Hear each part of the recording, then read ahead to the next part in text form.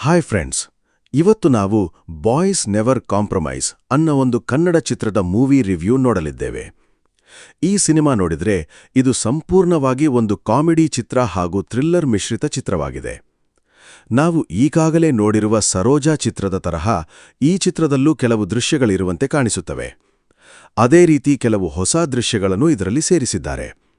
ಅಂದರೆ ಕಥೆಯ ಪ್ರಕಾರ ಇದರಲ್ಲಿರುವ ಒಂದೇ ಒಂದು ವಿಭಿನ್ನವಾದ ವಿಷಯ ಏನಂದ್ರೆ, ಇದರಲ್ಲಿ 8 ಜನ ಇದ್ದಾರೆ.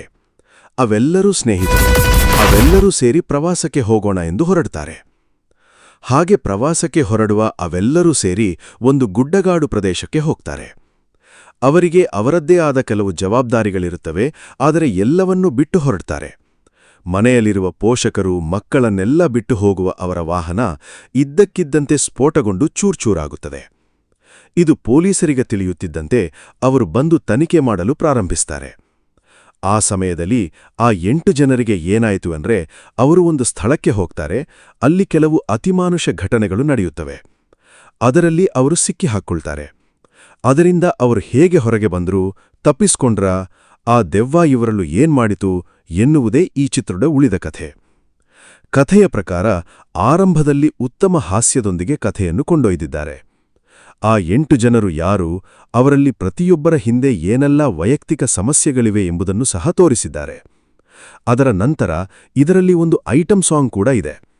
ಎಲ್ಲರೂ ಸೇರಿ ಮದ್ಯಪಾನ ಮಾಡುವುದು, ವಾಹನದಲ್ಲಿ ಸುತ್ತಾಡುವುದು ಎಂದು ಜಾಲಿಯಾಗಿ ಪ್ರವಾಸ ಹೋಗುತ್ತಿರುತ್ತಾರೆ. ಹಾಗೆ ಹೋಗುವವರು ಒಂದು ಹಂತದಲ್ಲಿ ಒಂದು ಸ್ಥಳದಲ್ಲಿ ತಂಗಿ ನೈಟ್ ಸ್ಟೇ ಅಂದರೆ ರಾತ್ರಿ ವಾಸ್ತವ್ಯ ಮಾಡುವಾಗ ಅಲ್ಲಿ ಸಮಸ್ಯೆ ಪ್ರಾರಂಭವಾಗುತ್ತದೆ. ಹಾಗೆ ಸಮಸ್ಯೆ ಆರಂಭವಾದಾಗ ಅಲ್ಲಿ ನಡೆಯುವ ಅತಿಮಾನುಷ ವಿಷಯಗಳು ಯಾವುವು, ಅಲ್ಲಿರುವ ದೆವ್ವ ಯಾವುದು ಎಂಬುದನ್ನೆಲ್ಲ ತೋರಿಸುತ್ತಾರೆ. ಐಟಮ್ ಸಾಂಗ್ಸ್ ತರಹ 2 ಹಾಡುಗಳಿವೆ, ಅಂದರೆ 2 ಮಾಸ್ ಹಾಡುಗಳ ತರಹ ಇಟ್ಟಿದ್ದಾರೆ. ಅದೇ ರೀತಿ ಸ್ನೇಹಿತರ ನಡುವೆ ನಡೆಯುವ ಹಾಸ್ಯದ ಸಂಗತಿಗಳನ್ನು ಈ ಚಿತ್ರದಲ್ಲಿ ಹಲವು ಕಡೆ ತೋರಿಸಿದ್ದಾರೆ ಎಂದು ಹೇಳಬಹುದು.